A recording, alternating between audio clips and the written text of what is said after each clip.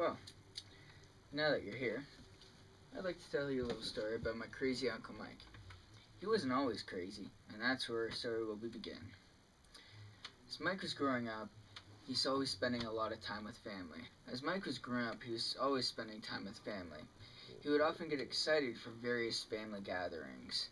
You could tell that someday he'd be a great family man. During the last year of high school, Mike found the girl of his dreams, a transfer student named Cindy Andrews. After several years of dating, they finally got married and bought a house together. Mike worked full-time as an accountant.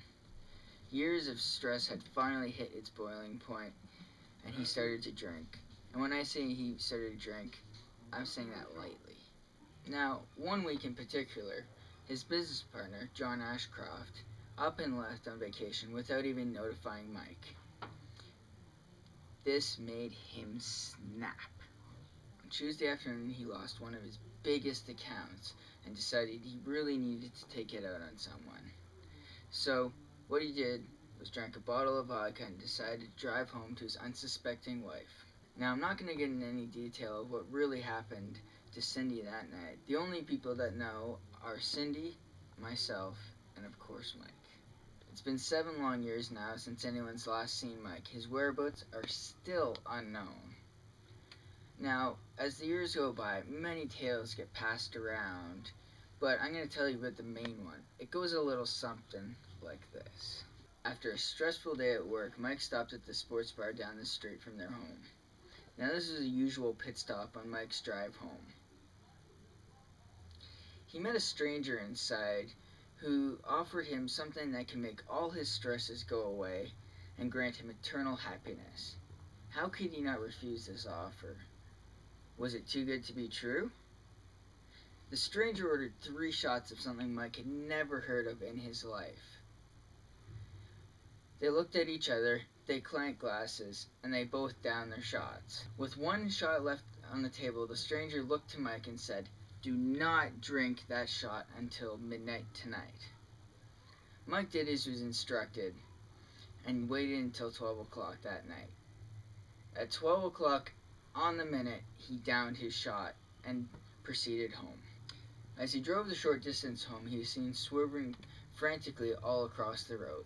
As he pulled into his own driveway, he crashed into the mailbox and stumbled into his house.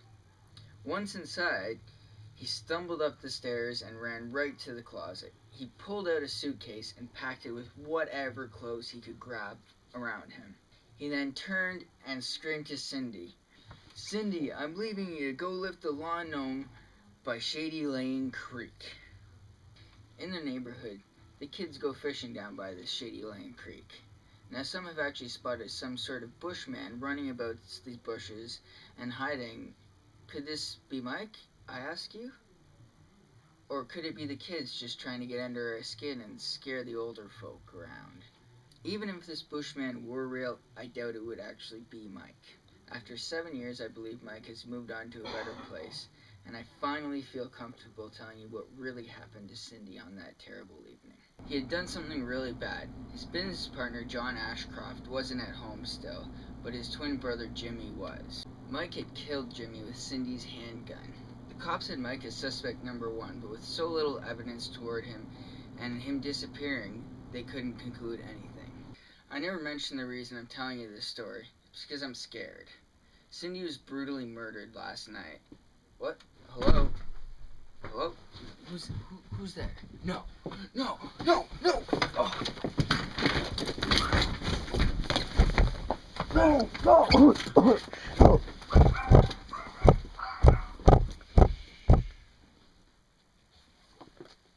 Look who's back!